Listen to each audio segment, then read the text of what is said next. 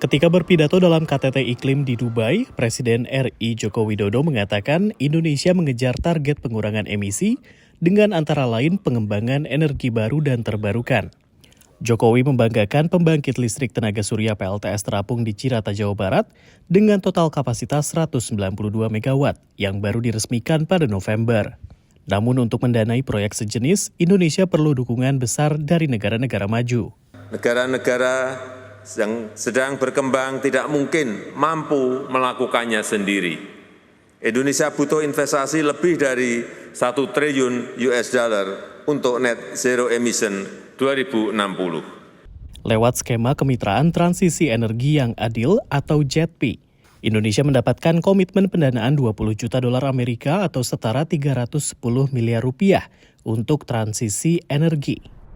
Amerika Serikat adalah salah satu penyokong dana transisi energi tersebut bersama dengan negara-negara anggota G7 ditambah Norwegia.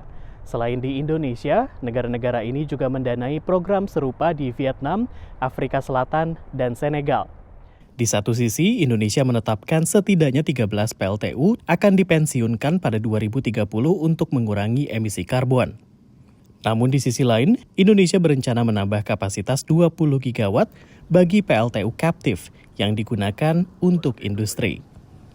Hal ini perlu dicermati oleh negara-negara penyokong dana transisi energi, ujar Tiza Mafira yang juga menghadiri KTT Iklim COP28. Sebenarnya perlu dianalisis dulu berapa sih sebenarnya, di mana aja, kapasitasnya berapa, karakternya apa. Itu dulu kan datanya dibuat transparan.